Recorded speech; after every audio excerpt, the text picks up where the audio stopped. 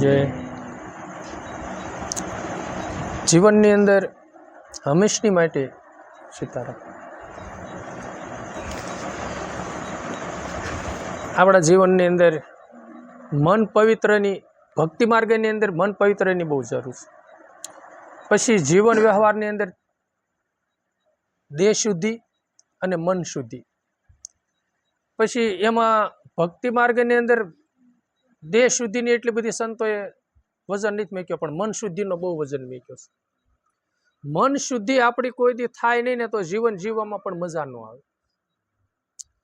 અને દેહ શુદ્ધિ તો જો કે જરૂરી છે, નથી જરૂરી એવું નથી, પણ સંતો ભક્તો અમુક અમુક તમે જો આપણે મસ્તારામ બાપુના જીવન ચરિત્ર આ ગઢિયાઓ બેઠા છે ને મસ્તારામ બાપુને જોયા છે, ભાવનગરમાં હતા ચિત્રામાં, તો એમ કહેવાય છે જગ્યાથી ઊભા નહોતા થતા અને કોઈ ક્યાંય જાતા હાલતા ચાલતા ભાળતા નહોતા ને એક નાકણે બાવળિયો હતો ને જંગલ વિસ્તાર જેવું હતું ને એમાં બેહી રહેતા.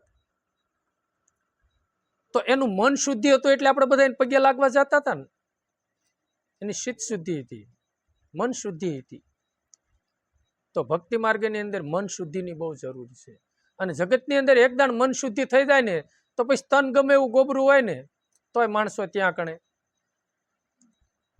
એને એની પછી છે ને આપણે અત્યારે ઓલા અંતર નાખીને નીકળે ને, એટલે અંતર કદાચ તમે ગમે એટલું નાખો પણ પોતાનું જીવન ખાટું હશે ને કોઈને ગમશે નહીં.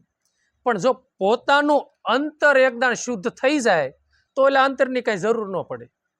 સમજાણે? તો આપણા જીવનની સુગંધ બીજા લેવા માણસો આવશે. અને ઓલા અંતર તો તમે એક્સપ્રેસ આટી નીકળ્યા ઘડી બગડી. અને પોતાનું અંતર જે હૃદયનું અંતર છે એ એકદમ શુદ્ધિ થઈ જાય અને એકદમ પવિત્ર થઈ જાય અથવા તો શુદ્ધ થઈ જાય તો જન્મ જન્મ એની શુદ્ધિ અંતકરણની રહેતી હોય છે. અને અનેક હંસો એના જ્ઞાન ગંગાનો પરવા માટે, એટલે એ જ્ઞાન ગંગામાં અનેક સંતો ભક્તો નાવા માટે આવતા હશે. ઓલી ગંગામાં માણસો નાવા જાય છે, કદાચ એ ગંગામાં નાવાથી દેહ શુદ્ધિ થઈ જતી હશે, આપણે એનો કોઈ નિષેધ નથી. અને એ ગંગામાં તે નાવા જાતા હશે એથી ને અમુકના મન પવિત્ર, પણ એમાં 100% રિઝલ્ટ નહીં. આપણે બધા કદાચ એમાં નાહી આવી છતાં આપણા મનની પવિત્રતા એને કહેવામાં આવે કોઈને પ્રત્યે આપણને રાગ ન થવો પડે, કોઈની પ્રત્યે આપણને દ્વેષ ન થવો પડે, ઈર્ષાની ઉત્પત્તિ ન થવી જોઈએ. તો આપણું મન પવિત્ર થાય ને. મન નિર્મળ અથવા પવિત્ર કયો કે નિર્મળ કયો, પણ નિર્મળ મનનો ભાવાર્થ કેવો છે કે મનની વિષયોમાં વિકારોમાં ખોટી દોડાદોડ મટી જાય, એને મન પવિત્ર થયું કહેવાય. દાસી જબુમાએ એક વાણીની અંદર કીધું કે નિરખતા જેના નેણા ઠરે મટી જાય મંડડા કેરી દોડ, સાસા સંતોની વાત માથે વીરા ભક્તિ કેરા મોડ. મનની દોડાદોડી મટી જાય. પછી દાખલા તરીકે માયામાં આપણું મન છે અને આપણા શેઠે 5 વીઘા જમીન જો વેચાતી હોય અને આપણને લેવાનો ભાવ થાય, કેટલી મનની દોડાદોડી થાય. ઘડીક ઓલા પાસે જાય, ઘડીક ઓલા પાસે જાય, પૈસાની જોગડ ગમે એમ ઉત્પાદ કરીને 5 વીઘાના કટ કેટલી દોડાદોડી થાય ને. પછી એ વસ્તુની પ્રાપ્તિ થતા પછી મનને થોડીક શાંતિ થાય. એ ઘડીક પૂરતી જ તે બસ એ આવી ગયું એટલે ઘડીક પૂરતી શાંતિ થઈ, પછી તરત એનો મનનો પાછું વેગ બીજો થાય. હવે એમાં શું કરશું, હારી કરાવશું, પૈસા ક્યાંથી લાવશું, ઓલું કરશું. એટલે વિષયો વિકારની અંદર મન રસ્યું પશું રે એમાં ઘડીક પૂરતી શાંતિ છે.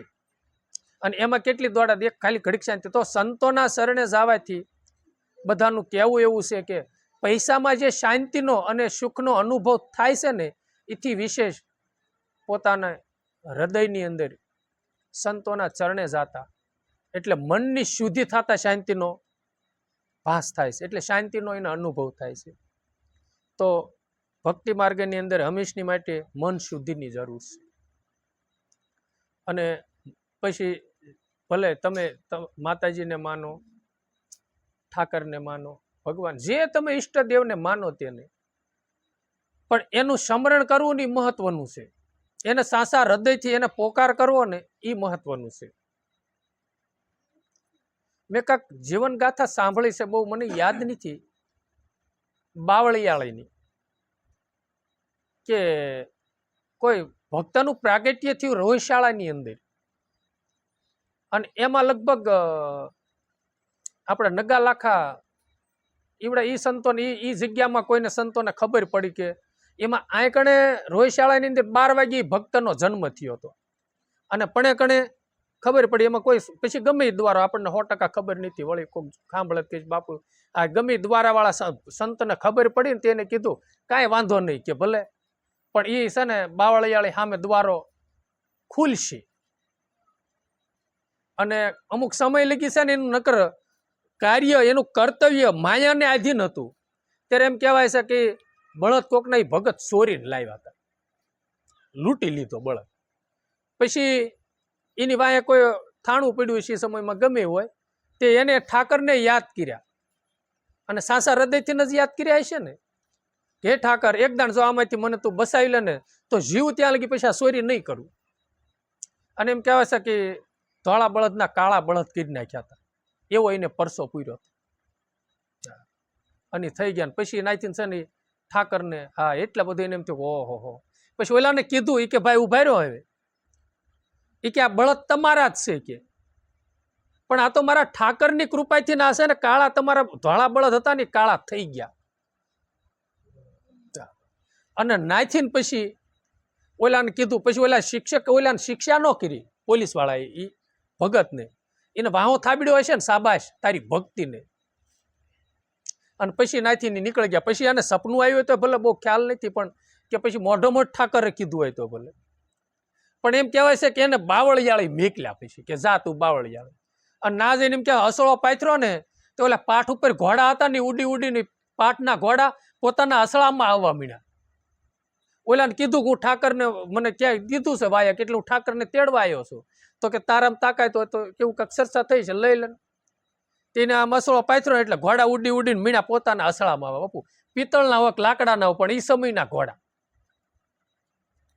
અને તરત ઓલા એમ કે છે બાણું પાછું આડું કર્યું ને એમાં એક ઘોડો ભટકાઈને પાછો પીડ્યો તે ખાંડો થઈ ગયો હજી ખાંડિયો ઘોડો લગભગ આપણે બાવળિયાળી કે ગમે ત્યાં મૂળ પાઠ ઉપર છે પણ કેમ ગમે ના કાંઈક નવા જૂની થવાનું ને એટલે ઘોડો આડો પીડ્યો હોય એટલું એનું પ્રમાણ છે એટલે સાસા હૃદયથી તમે ઠાકરને માનો જે તમે ઈષ્ટદેવને પૂજો નહીં પણ પોતાનું મન શુદ્ધિ હોવી જોઈએ બેદલ જીવન ન હોવું જોઈએ આપણું બેદલ જીવનમાં આપણે ક્યારેય સફળતા ન પામીએ એક સ્વાભાવિક રીતે છે વ્યક્તિ એક હોય અને બે ઘોડા ઉપર બેહો તો ગામતરું કોઈ દી થાય પછી સંકલ્પના ઘોડે કોઈ દી ગામતરું ન થાય તમે સંકલ્પ કરી જ રાખો એ અહીંથી ભાવનગર જવું છે ના જઈને આમ કરીને તેમ કરીને બેઠા બેઠા નકરા ઘોડા ઘેડે રાખો હાલ્યા વગર ગામતરું થાય કોઈ દી ન થાય એમ પોતાને પંથ કરવો પડે પછી એવો ને એવો ઇતિહાસ રાણીમાં રૂડીમાં કેરાળા ગામની અંદર થયા મોરબી સાઈડ ક્યાંક થયા કેરાળા ગામ છે આખું ગામ બાપા જાવ તો મોમેડિયન સમાજનું છે પણ છે બધા ખેડૂ મોમેડિયન છે એમ કહેવાય છે વાંકાનેરના રાજાએ એ લોકોને કાંક ગમે રીતે હડબસર ગમે દુભાવ્યા હા અને એનો ઇલાકો વાંકાનેરનો ઇલાકો છોડી અને જાતા તમે એ રાણીમાં રૂડીમાં છે ઠાકરને લેવા ગયા હતા એમાં એને કીધું કે તારામાં એટલી બધી તાકાત હોય તો ઠાકરને બોલાય વી આવે લઈ જા અને એ પિત્તળની મૂર્તિ સિંહાસન ઉપર હતી અને એને આમ આઘે દરવાજે ઉભો રહીને એને આ પડકારો માર્યો આઘે ઉભા રહીને એ કે હું જોઈને બેઠો છો અને એની ભાષામાં કાંઈક ભગવાનને ઠપકો દીધો ને એ પિત્તળની મૂર્તિ તગક તગક પગ કરતી અને એના કંડિયામાં આવી અને બિરાજી ગઈ આ ભક્તિ છે અને નાથી બે રાણીમાં રૂડીમાં સીધા રવાના જોકે એની બહુ લાંબી કથા છે મોટો ઇતિહાસ છે એનો અને આટકોટમાં જઈને એને વિસામો લીધો અને ઓલો રાજા વાંકાનેરનો દુખી થઈ ગયો ત્રાહીમામ થઈ ગયો પછી પાછા બોલાવા ગયા પણ એમ કહેવાય લગભગ રાણીમાં ન આવ્યા રાણીમાં આવ્યા ને રૂડીમાં ન આવ્યા એમ કાંક થયું છે હા રૂડીમાં ગયા ને રાણીમાં ન ગયા એવું કાંક છે એ રાણીમાંનો ઠાકર છે ને હજી એમ કહેવાય છે કે માલધારીનો દીકરો કોઈ કંડિયામાં ઉસાળા લઈને આવે ને તો ના એની આજીવિકા રાજકોટમાં હાલે એવું એનું વરદાન છે અને પહેલા એ જાય ને એટલે સીધો એ ઠાકરને શ્રીફળ વધેરવા જાય એટલે એને કોઈ દી ખાવામાં ખોટ ન આવે બાપ કેવડો મોટો એ જગદંબાએ કેવડો પરમારથ કર્યો કેટલાયની આતડિયું ઠારી આ બાપુ ભક્તિ છે. સમજે આ કેવડો પરમારથ છે. આપણે કદાચ પરમારથ આમ હાસું ખોટું કરીને કોકનું આમ તેમ કરીને પૈસા કમાય કરીને 2 જણાને પેટ ભરવી, કેટલાકનું ભરવી? અરે 100 જણાને જમાડવી. અને આ રાડીમાં રૂડીમાંનો હજી ઇતિહાસ ગવાય છે. અને હજી એના આશ્રય એનો સહારો, એ ઠાકરનો સહારો લઈને એની ઉપર ભરોસો મૂકી અને હજી માલધારીનો દીકરો ના જઈને શ્રીફળ પેલા વધ્યા તો એની આજીવિકા હજી હાલે છે ને એનું વચન. એટલે આ ભક્તિ છે. એટલે નિર્મળ મનની જરૂર છે. દેહ પવિત્ર કદાચ હોય કે ન હોય, દેહ ભલે ગમે એવો ગોબરો હોય, પણ પોતાનું મન પવિત્ર હોય ને, ભક્તિ માર્ગની અંદર મન પવિત્રની જરૂર છે. અને વૈરાગ્ય લગાડવાનું છે તો મનને જ તે. ઘણી દાન આપણે સત્સંગમાં કહીએ છીએ કે સમજાવવાનું છે મનને જ તે. ભક્તિ માર્ગની અંદર ખોટો ડોળ હાલશે જ નહીં, ખોટો દમ નહીં હાલે. અને આપણે એવું માનીએ છીએ ફલાણા વ્યક્તિને ખબર નથી અને આપણે બહાર ગયા, દાખલા તરીકે અહીંથી 100 ગૌને વાટી ગયા, બરોબર? આપણે ગામમાં ગમે એવું જીવન આપણે જીવતા હોય, ના જઈને આપણે વેશભૂષા આમ અલગ મારી ગોણે કરવી, ના જઈને પછી મોટી હારી હારી વાતો કરી બાપુ, પણ ના આપણે વાત કરવાનું એટલે ક્યાણી અલગ છે ને રેણી અલગ છે. એટલે બેદલ જીવન છે. કોઈ દી 2 ઘોડે ગામતરું ન થાય. એટલે સંતોએ કીધું બેદલ મુખથી મીઠા બોલે, જેની વાણીમાં વરમાન ડોલે. હે બેલીડા, બેદલનો સંગ ન કરીએ. બેદલ કદાચ જગત શિકારશે. 100 ગૌને વાટે જઈશું એટલે એમ થાય છે કે બાપુ આવ્યા છે, અને બાપુ એમનામ સાનમાના બેઠા તો કે ખાવ શાંત મગજના છે. આમ ભલે શાંતિથી બેઠા હોય પણ અંદર મંજીભાઈ ને ઉત્પાત હોય.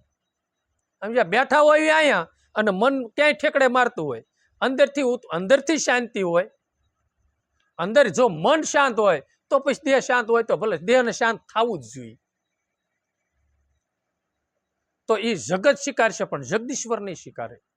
એ તરત ના વૈકુંઠમાં બેઠો બેઠો મારો વાલીડો આ ઘટમાં બેઠો છે, એ બેઠો બેઠો કહેતો હોય છે કે મારો બંધો મારા નામ ઉપર છે ને.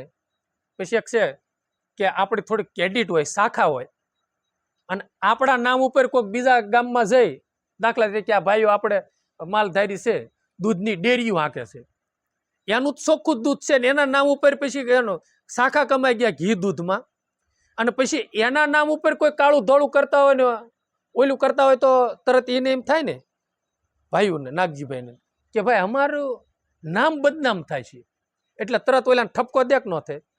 તો આપણે ઠાકરના નામ ઉપર જો હાવ ખોટો ધતિંગ કરતા હોય ભક્તિના નામે, તો આપણો એ આખા જગતનો શેઠ છે, એ આ કાંઈ આપણને ઠપકો ન દે. બાકી સંતોનું કેવું બધાનું છે, જગતનું કેવું નથી. માણસ સત્સંગમાં જતો ને એને ખબર છે કે બાપા ભગવાન કોઈ દી લાકડી લઈને મારવા આવતો નથી. કરેલું કરમ તો રામ ભોગવવું જ પડે. પછી માં હોય તો ભલે ને બાપ હોય તો ભલે. હા, ભગવાન જેવાની છોડતા નથી. કારણ કે આપણે ગમે ના હાયલા જઈએ અંજવાળે દિવસે તો પણસાયો આપણને છોડે? કોઈ દી પણસાયો ન છોડે. હા, દિવસે દિવસ હોય, સૂર્ય હોય ને તમે ગમે ના હાલો એટલે તમને પણસાયો કોઈ દી છોડે નહીં. એમ કર્મ કોઈ દી છોડવાનું નથી. પછી ભક્તિના નામે આપણે ખોટો ધમ કરશું તો જગદીશ્વરને ખબર છે. પણસાયો જેમ કોઈ દી માણસને છોડતો નથી, એમ કર્મ કોઈ દી આપણને છોડતું નથી. એટલે કર્મ સિદ્ધાંત બહુ બનવું, ભક્તિ માર્ગની અંદર કર્મ સિદ્ધાંત બનવું ને એ જ તે મહત્વનું છે. અને કર્મ સિદ્ધાંત જો આપણે ન બની તો ખોટનો ધંધો થાય. પછી આપણે આવ્યા છીએ પૈસા કમાવા, લાખ રૂપિયા લઈને વિદેશમાં પૈસા કમાવા ગયા છીએ અને ઉલટાના 10 લાખ માથે કરીને આવ્યા. એમ આપણે કાંક પૂર્વની કમાઈ લઈને આ ભગવાનની એક બગીચો એટલે દુનિયાની અંદર એટલે મૃત્યુલોકની અંદર ભક્તિરૂપી મૂડી કરવા પાછા આવ્યા છે, કમાઈ કરવા ભક્તિની આવ્યા છે. પણ વિષય વાસનાને આધીન રહી, માયાને આધીન રહી અને કાંઈ કમાઈ કર્યા વગર રવાના થાય. પછી અમુક માણસોનું તમે જીવન જોઈજો. પછી જ્યારે જવાનો સમય આવે ને ત્યારે અગાઉ એના શરીફળ ને ધજાયું બધું કમ્પ્લીટ કરીને માટલી મૂકીને અને પછી પાછું ફાળિયું ઓઢીને હોઈ જાય. કોકને ઈચ્છા થાય કે મારે 5 દી કેડે જવાનું છે, 2 દિવસ કેડે મારે 2 કલાક પછી જવાનું છે, નહીતર કાંઈ ન કે ફાળિયું ઓઢીને હોઈ જાય. એને ખબર પડી જાય. પણ એને ખબર પડી જાય ને તો એમને મને ખબર નથી પડતી ભગવાન એટલો દિયાળુ છે, કાંક એને ભગવાનનું કાર્ય કરેલું છે, એના કાંક નીતિ નિયમો છે અને એની નીકી ટેકી વાળી ભક્તિ છે. અને ભક્તિ કોઈ દી કોઈને દેખાડવાની છે જ નહીં.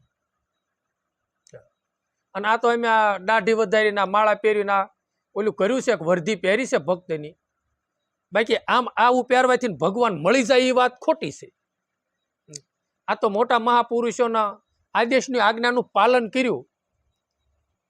બાકી જે ગુપ્ત ભક્તિ છે, જે ગુપ્ત ભક્તિમાં આનંદ છે ને, એટલો ભક્તિનો પ્રસાર કરવા આપણને આમ બહાર પડવામાં છે ને એટલો બધો આનંદ નથી, અને એટલી બધી કમાઈ નથી, અને સારું નથી. અને આપણી જય બોલાય કે આપણી જય જયકાર થાય એમાં છે ને આપણી કમાઈ લૂંટાય છે. એ કોઈ દી ન કરાય. ભક્તિ જેટલી સાયની સાયની કરો અને ગુપ્ત જેટલી છે ને એમાં જ મજા છે. અને એમાં જ તે આપણી કાંક છે ને થોડીક કમાઈમાં વધારો થાય છે, નકર કોઈ દી વધારો થાય છે નહીં. અને મહાપુરુષો છે ને, જે ભજનાનંદી મહાપુરુષો છે ને, એના જીવન ચરિત્ર તમે જોઈજો. અને એની ભક્તિ એટલી બધી ગુપ્ત હોય છે કે એની ભક્તિને બહાર પાડવા સારું થઈને ભગવાનને છે ને તકલીફ પડે છે. અને એની ભક્તિને બહાર પાડવા સારું આવે છે. જલારામની આજ વીરબાઈની માંગણી ભગવાનને ન કરી હોત તો કોને ખબર હોત જલારામ વીરપુરમાં થી આવ્યો. એની કસોટી નથી કરી, એનો ભક્તિનો એને પ્રસાર ભગવાનને કર્યો. કે ભક્ત હોય ને તો આવો નીકી ટીકી વાળો હોય. ભગવાનને તેની પાસે યાશક બનીને જાય છે. અને ભગવાનનો ભક્ત છે ને એવા બિના ને કે સોનાની દુવારક્યા લઈને બેઠો તો છતાંય તે એની પાસે એમ ન કીધું કે મારે 5 શેર અનાજ જોઈએ છે. નહીં, યાશકનું વરત લઈને સુદામા ગયો, છતાંય તે કાંઈ માગ્યું નહીં. પણ માગ્યું નહીં. ભગવાને તે છે ને, અને એને જ ખબર હતી કે આ બધું છે ને ઠીકરાનો મેલ બનાવે, પાણાનો મેલ બનાવે, કે મૂળ તો બધું ધરતીમાંથી નીકળ્યું ને. પણ ભક્તિને હારે કાંઈ નહીં આવે. સુદામાની કિંમત હતી. અને ભગવાનને એ કિંમત હતી કે મારો ભક્ત જે ભૂમિકાને પામ્યો છે, જે અત્યારે ભૂમિકા ભજવે છે, જે એની લાયકાત છે ને, એની પ્રમાણે હું કાંઈ ને દઈએ કોઈ મારી દુવારી કેમ કોઈ વસ્તુ નથી. ભગવાન પાસે મૂળ તો હોનાની દુવારી કે હાથી ઘોડાને પાલખી, બીજું શું હતું? તો 92 લાખ માળવાનો ધણી, આ એની પાસે 92 લાખ માળવો હતો. 92 લાખ માળવો એની પાસે એવું જ હશે ને, છતાં એને તણખલા સમાન મેકી અને હાલતા થઈ ગયા. લોયણમાં કીધું ગમે એટલી ભૌતિક સંપત્તિ હોય ને લાખા, તમે એને તણખલા સમાન માનો તો આપણા જીવનમાં વૈરાગ્ય આવશે. એટલે બહાર જે સાંભળીને એક દેખાય છે ને બધી ઈશ્વરની બનાવટી રચના છે. અને બધી ઈશ્વર આત્મ તત્વની સિદ્ધિ પાસે એ તણખલા સમાન સંતોએ માની છે ને, એટલે સુદામાને એ વ્રત હતું. અને એટલે એને કદાચ નહીં માગ્યું. મારા મત પ્રમાણે મને આવો વિચાર આવે છે કે સુદામા કેવો મહાપુરુષ થયો. આપણા ગુરુ મહારાજ આવ્યા હોય તો આપણે એને ઊંચા સિંહાસને બેહારી, કોઈ સંતો પછી આવ્યો હોય તો, અને એના પગ ધોઈ અને શરણામત લેવી. શું કરવા? આપણી કરતા એ હવાઈ કમાઈ વાળો છે, ત્યારે આપણે એમ કરી કેવી છે ને. તો ભગવાન કઈ ભૂમિકામાં ભગવાનનું પાત્ર તમે એક બાજુ જોવો ને એક બાજુ ભગવાનનું ભક્તનું જોવો કે સુદામાને સિંહાસને બેહાર્યો ને એના પગ ધોયા માતાજીએ અને કૃષ્ણએ, રૂક્ષ્મણીએ બે એના પગ ધોયા. અને ભગવાનને જે બેહવાનું હતું નાકણ સુદામાને બેહાર્યા. કઈ ભૂમિકામાં છે? આ રામ ભક્તિ છે. અને આપણે તો છે ને સંસાર વ્યવહારિકની અંદર કોઈ પણ નાનું મોટું આવરણ આવે ને તો આપણે હાફળું ફાફળું આપણું મન થઈ જાય છે. અને મેન બુરાઈ આપણી કઈ છે ખબર છે? કે ખોટું મનમાં, એટલે વ્યાધિ ઉપાધિમાં કે કેમ થાય છે ને, હા ઓલા પાસે જાઓ, ઓલા પાસે જાઓ, ઓલા પાસે જાઓ. પણ એ કાર્યમાં કોઈ દી આપણને શું કે ભગવાન સફળતા કાર્ય કરે જ તે ન કરે એવું નથી. પણ જેટલી ભગવાનને એક તારથી આરદા કરો છે એ કાર્યની અંદર સફળ થયું ને એટલા ઓલા બધા ન થયું. એ કાર્યની અંદર સફળ થયા, આપણને આનંદ આવ્યો. અને જો આપણામાં સમજણ ન હોય ને એમાં સમજણ પૂરી નહીં હોય ને અને કરતાપણાનો ભાવ હશે ને તો એ કાર્ય ક્યારેક દુઃખ દેશે. પછી શું થશે કે ગભાભાઈ ને ત્યાં આપણે આવ્યા ને એને આપણે દુઃખ હતું એટલે આપણે એને કીધું ભાઈ ગભાભાઈ આ તમે થોડુંક કરો ને મને પાટો પિંડી કરી દો ને મને તકલીફ છે. તો ગભાભાઈએ ફ્રીમાં આપણું બધું કરી નાખ્યું. એટલે આપણને એમ થયું કે બસ ભગવાનને આરદા ન કરી. બરોબર, પછી એ પાછો સમય જાતા પછી ગભાભાઈ આપણને કે બાપુ આ કાર્ય કરવાનું છે, પછી આપણે કહેવી ને કે એ ભાઈ મારથી નહીં થાય, એટલે તરત ક્યાંક તેદી મેં કર્યું તેદી તમને આમ એ તેદી ઓલું થાય ને ઘર્ષણ તેદી કેવડું દુઃખ થાય. અને ઓલું જગતના અધિપતિ પાસે હોય તો પછી એવો ને એવો દાખલો આપણે દ્રૌપદી માનો છે મહાભારતની અંદર, કે ભગવાન નકર 5 પતિની સતી નારી, 5 પતિ, એની પાસે કેવા બાણાવારી, વિદ્યા ભણેલા, ભીમસેન એટલો બધો બળવાન અને અર્જુન એટલો બધો બાણાવીર, ધર્મરાજા, ગમે એ થાય અસત્ય નો ભાખે, આટલા સતવાદી હોવા છતાં માતાજીના ભરી સભામાં શિર લૂંટાણા દ્રૌપદી માને. અને ભીષ્મ પિતા જેને 100 મહિના મોતને પાછું ધકેલ્યું, ધારે કરે એવો મહાપુરુષ, દ્રોણ ગુરુ જેને અર્જુનને વિદ્યા શીખડાવી, કૌરવોને વિદ્યા ભણાવી, બધાને વિદ્યા, એવા વિદ્વાન દ્રોણ ગુરુ, છતાંય તે માતાજી એને હાથ જોડ્યા તો એ કઈ ન કરીએ ક્યાં. ભીષ્મ પિતાને બાજુ હાથ જોડ્યા તોય, પાંડવોને હાથ જોડ્યા છતાંય કઈ ન કરીએ ક્યાં. પછી બધાની આશા મેકી દીધી અને સીધો કૃષ્ણને હારે તાર જોડ્યો ને એટલે તરત 999 શિર પૂરું આવ્યા ને. આપણી મેન તકલીફ છે સીધો તાર આપણે જોડતા નહીં ઠાકરની હારે, ઠાકરને યાદ કરતા નથી, સમજ્યા? બીજાની આશા, બીજાના સહારે આપણે મનને વ્યાકુળ બનાવીને બેઠા છીએ અને બીજાની આશા રાખી. આ જગતની સૃષ્ટિનો સર્જન છે એની હારે સીધો તાર લગાડો ને તો કાક આપણું કલ્યાણ થાય છે. અને ભક્તનું શું છે, ભક્તને જીવનની અંદર આવરણ આવે ને, નહીં તો નરસિંહ મહેતા બાપુની પિતાનું હરાજ નાખવું હતું, બરોબર છે, તો સીધો ભગવાન હારે તાર લગાડ્યો હશે ને અને હરાજ નાખી ગયો. નકર 750 હતા જુનાગઢમાં. મને એનું જીવન ચરિત્ર બહુ બહુ અતિ ગમે છો. હા, મને એમ થાય વાહ વાહ ધન્ય છે મહાપુરુષોને. એનું ક્યારેક વાગોળ તો કરજો, કેટલું એની કેવી કથાઓ છે.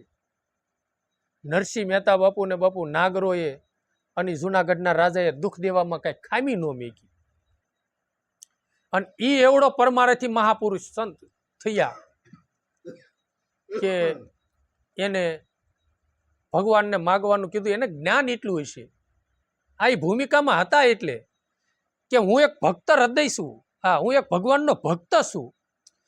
ભગવાનના ભક્તની કોઈ નિંદા કરે ને તો ભગવાન સહન નથી કરતા, એટલે ભગવાન સહન તો નહીં કરી છે. આ મારું કુટુંબ છે ને એને દુઃખના દાડા આવશે તો કહેવાય છે કે નરસિંહને દુઃખ દીધું ને એટલે આને ભોગવવું પડ્યું. કોઈ કર્મનું નહીં કે એના કર્મ એવા એમને કે નરસિંહને આમ થયું એટલે એના દુઃખના દાડા આવ્યા એવું વિચાર છે. એટલે એને એમ થયું કે મારી નાગરી નાચ સુખી રે, કાયમની દુઃખી ન થાય. એટલે એને કીધું માગ નરસિંહ. ત્યારે નરસિંહ મહેતાએ કીધું પ્રભુ માગવાનું કેમ તો મારી નાગરી નાચ કોઈ દુઃખી ન થવી જોઈએ. કેવડો પરમારથ કર્યો. અને આપણે અણ સમજણ છે ને એટલે કેવી કે તને મારો ઠાકર પોક્ષી, અને કેવડું ભળાવી, અને એવડા એનું કેટલાનું એનું બિચારાનું ઊંધું થઈ જાય. હાવ હવે કેવડો હેરાન થાય. એમાં આપણે હું પરમારથ. આપણી કદાચ કોઈ આમ તેમ કરે ને તો એને ભગવાનને ઠાકરને પ્રાર્થના કરે કે હે પ્રભુ, હે નકળંગ ધણી, આને બિચારાને ચારા વિચારો આપશે, સારી સદબુદ્ધિ આપશે. નહીતર બિચારો આ હાસા ખોટા કરમ બાંધીને છે ને કાલ હવારે માનવ તન પૂરું થઈ જાય છે, માનવ તન નું હેતુ નહીં સમજાય અને આમને બિચારો વયો જાય છે. 80 વર્ષ 90 વર્ષનું આયુષ પૂરું કરીને વયો જાય છે અને ખોટા કરમના ભારા બાંધશે. એટલે એના સારા વિચારો પ્રભુ આપતું. આપણું અહિત કર્યું ને એ સામું ન જોવાય આપણે તો આપણે ભક્ત હૃદય કહેવાય, સમજ્યા? એ આપણો ભક્તિનો લક્ષણ છે. બાકી ભક્તિ છે ને કોઈ એક મારા ગુરુની કૃપાથી કહું છું, ભક્તિ કોઈ પેટની ડબરી ભરવા સારું થઈને નથી. ભક્તિ છે ને જગતમાં આપણું ઇમ્પ્રેશન પાડવા સારુંની નથી. ભક્તિ છે ને આમ બેહવા પૂજાવાના ભાવથી નથી. અને જો આપણા જીવનમાં કાંઈ નીકી ટીકી નહીં હોય, કાંઈ જીવનમાં રહેણી નહીં હોય, કોઈ જાતનો સંયમ નહીં હોય અને ભજન નહીં હોય ને તો ક્યારે અહમનું પડેલું ફૂટશે ને એનું કોઈ નક્કી નથી. બસ મારી જેવો કોઈ સત્સંગ ન કરે, અથવા તો છે ને આપણે કોકના સત્સંગમાં ભૂલ આવશે ને તો ના આપણે બંબી મારીશું કે તારી વાત ખોટી છે, સમજ્યા? અથવા તો આપણે એવો પણ મત થાય કે અમે ગુરુમુખી છીએ. હા, તમે બધા નુગરાઓ છો. અરે ભાઈ, નુગરાનો સુગરાનો પાપીનો પેલા તું વિચાર કરી કોને કહેવા કોને ન કહેવા. એ તો પોતાને જ્ઞાન હોવું જોઈએ ને કે આનો મહિમા શું છે, આનો હેતુ શું છે. અને ઈ ને શબ્દ આપણે કદાચ કોઈ કીધું ભાઈ અમે તો ગુરુ વાળા છીએ અને તમે નુગરા છો, અને ઓલાના હૃદયમાં ધ્રાસકો પડે, અરે મને આમ કીધું. હા, એને દુઃખ થયું, કેવડું કર્મ આપણને લાગ્યું, મોટું કર્મ લાગે ને. એટલે ઈ ન થવું જોઈએ. અને હંમેશની માટે ક્ષમા દેવી, ક્ષમા કરવી ને એ ભક્તનો લક્ષણ છે. અને પોતાનો અવગુણ જોવો, પોતાનો દોષ જોવો ને સામા માણસનો ગુણ જોવો, એ ભક્તનું, હા, એ ભક્ત બીજ કહેવાય. સમજ્યા તમે? ભક્ત બીજ પલટે ને યુગ જાય અનંત, ઊંચ નીચ ઘરે અવતરે પણ હોય આખર સંતના સંતસ્થી. તો જો આપણે ભક્ત બનવું છે તો આપણે અભ્યાસ કરવો પડે. તમારે શિક્ષક બનવું છે તો તમારે અભ્યાસ કરીને એની લાયકાત મેળવી, એની ડિગ્રી તમારે કરવી પડે. બીએડ કરવું પડે, MM કરવું પડે, કોલેજ કરવી પડે, તો તમને લાયકાત મળે ને. તો બાબા, આ ઈશ્વરના શરણે જવાની આપણે લાયકાત લેવાની છે. તો એમને મળી જાય એવું નથી. આ જન્મ જન્મ મુનિ જતન કરાઈ, અંતે રામ આવત નાહી. કાક મને પૂરો શ્લોક નથી આવડતો, પણ મેં શ્લોક એવો સાંભળ્યો હશે. જન્મ જન્મની જ્યારે કમાઈ હોય ને ત્યારે આ વસ્તુની પ્રાપ્તિ થાય છે. એક જન્મની કોઈ દી હોતી નથી. તમારી પાસે અજંપા જાપ આવે ને તમને કાંઈ અંદર અનુભૂતિ થાય, અથવા તો તમે જે ભૂમિકામાં પોગો એ છે ને કાંક પૂર્વની આગલા જન્મની કમાઈ હોય ને તો તે વસ્તુની પ્રાપ્તિ થાય અને શાંતિનો તમને અનુભવ થાય. એક જન્મની કોઈ દી કમાઈ ન હોય. તમારે લાખ રૂપિયા ભેગા કરવા છે ને 100 રૂપિયા કમાતા હોય ને તો તમારે છે ને કેટલાય વર્ષ સુધી 100 રૂપિયા ભેગા કરો ને ત્યારે તમે એટલી તમે કમાણી કરી શકો, નકર તમે કમાણી કરી ન શકો. અને આ સમયની અંદર એક એવું છે કે તમારે ડાયરેક્ટ કરોડ રૂપિયા વાળું થવું છે તો તમારે પાપ કરવું પડશે. 2 નંબરનો કઈ ધંધો હોય ને તો તમે કરોડ રૂપિયા વાળા થાવ. બાકી આપણા નાગજીભાઈની ડેરી હાકે હિવડે બિચારાને ખબર હોય કેટલી પૈયા વી થાય અને કેમ પૈસો કમાવાય છે. બહુ મહેનત કરે, બહુ અતિશય મહેનત કરે ને રાત ની દી, અને હો ઢોરા હો માલ હાંસવાનું ઓલું કરે ને ત્યારે માંડ મહિને પછી 30,000 ભાળે. ઈ એની જેવા બને ત્યારે, માલની જેવા થઈ જાય ને ત્યારે. હવે આપણે મહિને ને મહિને 10 લાખ રૂપિયા કમાવા છે, પણ એ આસુરી માયા છે. નાના માણસોનું લોહીનું શોષણ કરવી છે ને એ આસુરી માયા છે. કોઈની રમત રમાડીને પૈસો ભેગો કરવી છે ને એ આસુરી માયા. એ આસુરી માયા કોઈ દી સુખ નહીં આપે, હંમેશની માટે દુઃખ આપશે. સ્વાભાવિક રીતે છે બાપુ, ખોટો પૈસો, ખોટા કર્મનો પૈસો છે. બાકી તમે મજૂરી કરતા હો, ગમે એ માલ ઢોરનો ધંધો ગમે એ કરતા હો, પણ તમે જેટલું મહેનતથી કરતા હો ને એ તમારો પરસેવાનો પૈસો તમારી પેઢીએ કોઈ દી છોકરા દુઃખી નહીં થાય. અને તમારા ઘરે કોઈ દી એવો જીવ નહીં આવે કે લાય મને આપઘાત કરીને મરી જવાનો કોઈ દી વિચાર નહીં આવે. અને ઓલી જગ્યાએ હોય ને ના કણે કેવા જીવો જન્મે ને એનું કોઈ નક્કી નથી. શાંતિનો રામ કોઈ દી અનુભવ ન થાય. મેં જેસલ તોરલના જીવનમાં એવું સાંભળ્યું છે, એના જીવન ચરિત્રની અંદર, કે જ્યારે તોરલમાં જાડેજાને મળ્યા અને ભક્તિનો એને ઉપદેશ કર્યો, પછી એનું કર્મ આખું ફરી ગયું. લૂંટફાટ બધું બંધ કરી દીધું ને તલવારનો ઘા કરી નાખ્યો. મિયાનમાં પોરવી પછી કોઈ દી આમ તલવાર કરી નહીં. અને પછી તોરલમાં અને જાડેજા બાપુ જાતે ખેતી કરતા હતા, હળ હાંકતા હતા, ખેડ બધું કરતા હતા. અને જ્યારે એકવાર પ્રસંગ એવો આવ્યો અને માતાજી બે સત્સંગ કરતા હતા અને જમીન પછી બેઠા હતા ને ત્યારે જાડેજા બાપુએ કીધું, તોરલ દે આજ મને અમૃતનો હોટકાર આવ્યો. ત્યારે તોરલે કીધું, જાડેજા મહેનતનું રળેલું છે ને એટલે અમૃતનો હોટકાર આવ્યો. એટલે સૂરી માયા છે ને એ કોઈ દી તમને દુઃખ નહીં દે, અને આસુરી માયા કોઈ દી સુખ નહીં દે. એ ખાસ લખવાનું નીતિનું હોય ને એ કોઈ દિવસ. અને પેઢીએ એવા એનો હપ એવડો હોય. અમુક જગ્યાએ જાય ને એકદાન તો ક્યાં એમ કે ગયા હતા તે મને કોઈ કીધું, મને કે બાપુ આ ગામની અંદર 50 એક ઘરના 50 સભ્ય છે અને 50 સભ્ય બાપુ હજી એક રહોડા રાંધીને ખાય છે. બીજું રસોડું નહીં. એ આ પૂર્વની કાંક કમાય છે, સમજ્યા? અને એના બાપ દાદાની વડવાની પેઢીનો રોટલો જબરો હોય છે, ત્યારે એ બને ને. અને જેને સત્યની કમાય છે, આપણે વીરપુરનું આ જુઓ, સત્યની કમાય છે, સતની રોટી છે. પોતે લોહીનું પાણી કરી નાખ્યું, ગમે એ થાય, મહેનત કરીને હદાવત ખોલ્યું, કોઈની પાસે આમ હાથ ન કર્યો, અને એવડી મોટી કમાઈ કરી. અત્યારે નાકણે દાન સ્વીકારવામાં આવતું નથી. દાન સ્વીકારવામાં આવતું નથી ને, એવું નાકણે બોર્ડ મારેલું છે. તેમ કરોડ રૂપિયા ધરો તો શું થઈ ગયું નાગજીભાઈ? હા, આખા દેશ લેવલે છે એ જગ્યા છે ને. કેવડી કમાઈ એની? આ સત્યની રામ કમાય છે, અને એક જન્મની નથી, જન્મની છે. ઘણી દાન બાપુ કેવી છે, આપણે એમ કેવી ભાઈ અમારે ક્યાં ટાઈમ જ છે, અમારે ક્યાં ટાઈમ જ છે.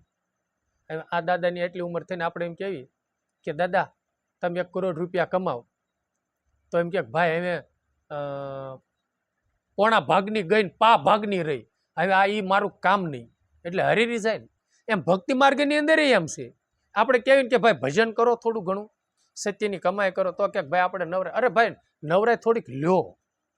અને બીજા નંબરની અંદર કે તમારે અહીંથી ટાઇટમ જવું છે ને, તો તમે પગલું હાલો ને તો ટાઇટમ આવશે. પંથ કરો, તમે થોડુંક 1.5 કિલોમીટર હાલીને રાત ભલે પડી જાય, તો સવારમાં સૂર્ય અસ્ત થાય છે, પછી પાછું આઈન કરી નહીં આવવું પડે, આમ જ હાલવાનું થાય છે.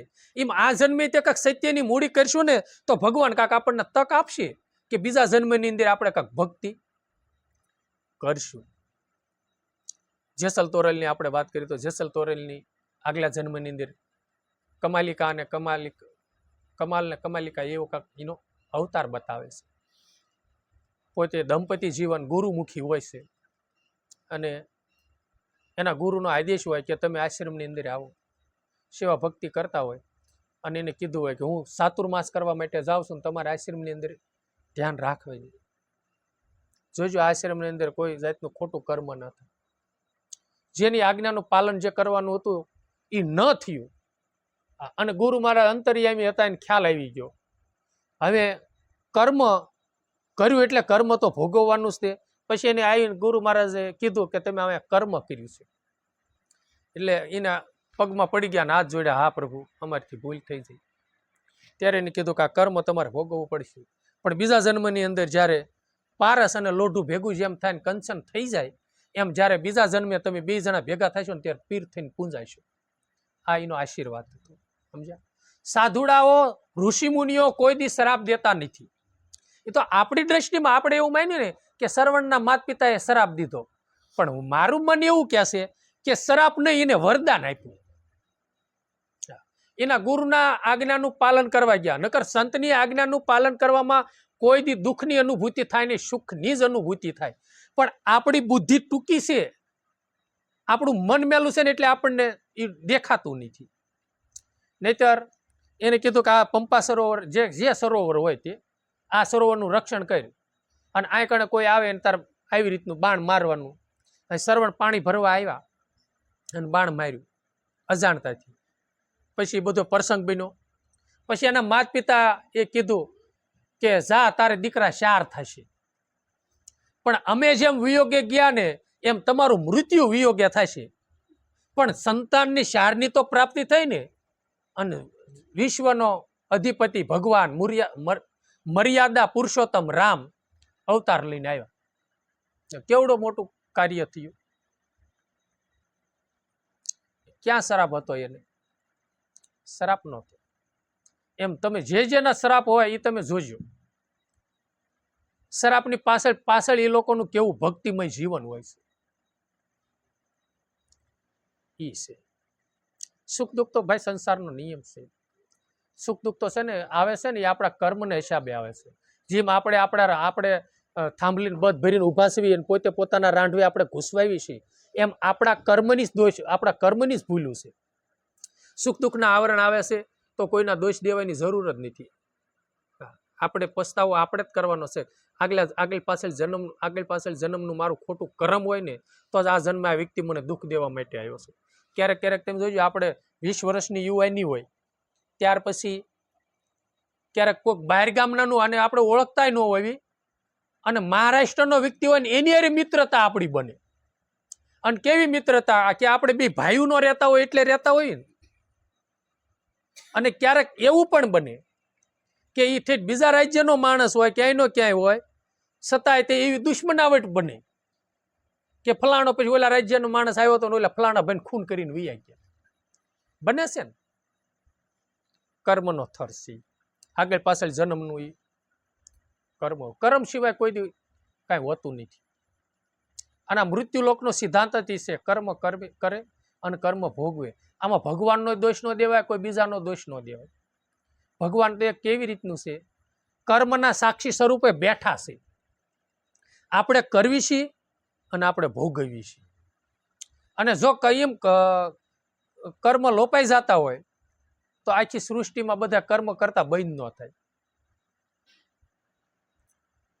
રામચંદ્ર ભગવાનને આગલા જન્મની અંદર વિષ્ણુ અવતારમાં જય વિજય નામના દ્વારપાળો હતા અને વિષ્ણુ ભગવાન સૈયા ઉપર સૂતા હતા, નાગ સૈયા ઉપર.